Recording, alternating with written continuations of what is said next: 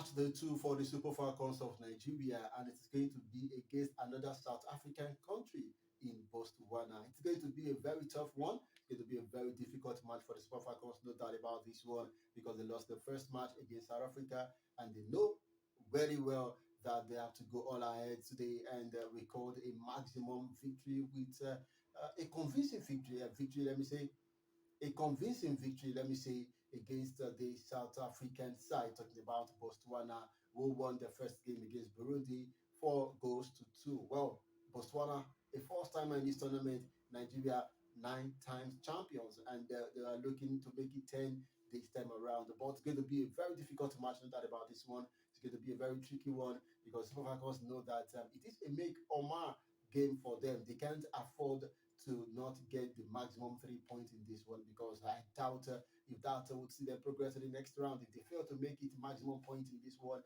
But for the Botswana, they also know they are very aware that they need to make it at least a point in this game to guarantee them 4 points before they will play their last match against South Africa, where they will be hoping to also make another 1 point or lose the game. Yeah, well, because it's going to be a very difficult one for them, no doubt about this one. But Nigeria, I think the pressure is on the Super Falcons, no doubt about this one, and they know that a failure to win this one, it is crashing out of the tournament. Nigeria don't want to qualify as best loser in a group where we have Burundi or where we have opposed to one. Now, South Africa, we can still call the girls some slash. I'm not saying that is writing for them to lose against South Africa, but South Africa coming up over the years, we seems not to be also waking up on our slumbering. We seems not to be doing the right thing. But then I believe it's going to be a very big one for them against Botswana today. Botswana, yes, their national team coach has been with them for 12 years, and she was a player as well. And this time around, I'm very sure she's going to bring her A game against Super Falcons. This same team, they stopped South Africa from qualifying for the Olympics. So you want to know that it's not a very a simple side you want to play up against. You want to know that it's not a makeshift side. They are very young, they are very versatile, they are very swift on the ball. Super Falcons, I'm very aware that we have some aging player in our team, but at the same time, that is not to say that we don't have a chance to win this game against Botswana. The name Botswana will sound somehow funny to you, and you want to feel like Botswana is not a household name in football. But here we are. Football is evolving, and other countries are also growing by the day. They are not waiting for anyone to want to say that we are growing. So the only thing you want to see them do is on the field of play, they put to act all what they've been practicing and all what they've been building, and that is where Super Falcons will definitely have a very strong one to work today. Okay, let's take a look at where we lost our last match against South Africa. Not a very good one, if you ask me. But then I think the coaching crew must have studied the match again, and they must have discovered that the defense line is our major problem. Okay, right? You cannot score at the front, but you should not be conceding at the back. 2 goals against South Africa within the space of 2 minutes. Loss of concentration, and at the same time, when you make use of players who are old, players who are over 35 as your back line, depending on them, then you should expect to get a shock out of your life. You played against a younger side, though what is saying average. We are of the same age, but at the same time, we know what we are talking about. And for the Super Falcons of Nigeria, that last match on the AB, yes, our position was it was very clear that she lost concentration, and the goal came from that part. Plumter, she was very, very hardworking in in that particular match. She advanced to the front, coming back, and she put all she had in that game, and she was exhausted at a point in time, and that also affected the team at the back line. Now, well, for the right back, I think she did well. Talking about Michelle Alozie, and she should also be doing well for the team today. And also the midfield, where we have Rita Chikwedu, where a lot of people have discussed this, and they've said that Rita shouldn't be starting for the team in 2022. Look at her age, and look at other younger players who are in the team who should be doing fine. Well, we want to say that it's the coach's decision. It is for him to know whatever he wants and how he wants to use his tactics, his formation. But then we as Nigerians, we are not too comfortable, we are not too happy with the way the team is playing. The forward line, we discovered that, we saw that Ajibade playing from midfield position, rather playing as an eight would have been very, very good, and not playing as a right, midfielder. That is not too a very good one. We lack creativity in our last match. There was no ball forthcoming from the midfield to the forward. We saw defenders throwing long balls for them for the forward, to get balls to do well, but then it wasn't even forthcoming. But at the long run, about 10 minutes into the game, we saw some fantastic, fantastic changes from the coach, and we saw improvement in this one. Francisca Odega, Vivian Ikechukwu all coming on board, and we are very sure that if only we can work in this one as well, it's going to be a very big one.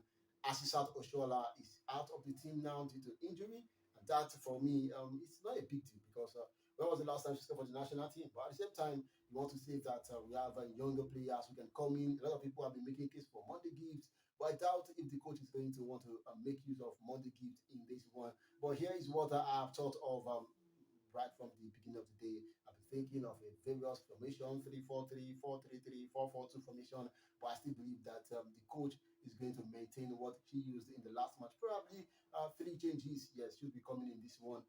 That is, in my own opinion. We have the goalkeeper line where we have Nandoze coming back after serving a suspension in the last match. I don't want to fault the goalkeeper for the goals conceded, but at the same time, we need to have our first choice, who is also in form of a life in back in goal. And for the front line, I think Francisca Odega, yeah, should be starting in this game. And another one who is still doing fine from the left flank, she's still going to retain her position. And that for Alozie, yes, right back, is also going to retain her position in my own view, if I were to be the coach, as well as for Asisat Rashidat Ajibade, yes, a good one for her to also retain her position. But the right flank, I've been thinking of this one. Should Payne go on to start this match, or should someone like Monday Gift come on board? Monday Gift is a left-footed striker, and she can always cut into her left foot, her strong foot, and do something good with that one. But at the same time, this is the coach, and he only knows what he will be doing with his team today. But I believe that with this formation, the Super Falcons should be able to go all out there.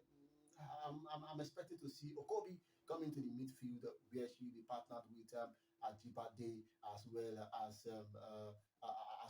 the forward line who has been converted to a midfielder. Well, Aide Ajibade should be there, and Prompter should also retain her position at the left flank, but she's been good as a centre back over time. We've seen her, and I'm very sure that if the coach can only take a risk of playing her as a centre, let maybe withdrawn from this game and let her, play from the centre, let another left back come on board. But at the same time, we need mobility at the back line. We need young blood who can be able to hold the PC Botswana forward. 4 goals to 2 they played against Burundi. Well, they've shown that they can concede goals. If they can concede 2 against Burundi, they should be able to concede about 5 against Nigeria. And if they can score 4 against Burundi, well, I think they should be able to score 2 in this one. So my prediction for this game at the end of the day, the match that's coming up by 9 p.m. between Nigeria and Botswana, the second match of Group C, I'm tipping the Super Falcons to go all out, but it's going to be a match full of goals. Yes, so but I'm tipping the Super Falcons to go all out and win 5 goals to 2 in this one. Yes, that is my prediction. Thank you very much, everybody, for watching. This is Ayola Adeleke live from Rabat in Morocco, and this production is powered by the Edo State government through Office of the Deputy Governor. And I must say thank you to everyone who have been a part of this journey, and to everyone who have been engaging our videos as well as our tweet and some other things. Well, from the next round, talking about the quarterfinal, we'll be opening up our giveaway for all our fans who have been following us, and I'm very sure something big will come all out for you there. Thank you very much once again. This is Ayola Adeleke. They call me Mansa RSS, but I am the Mike's fastest and furious driver. Yeah, it is from Rabat in Morocco. Arrivederci.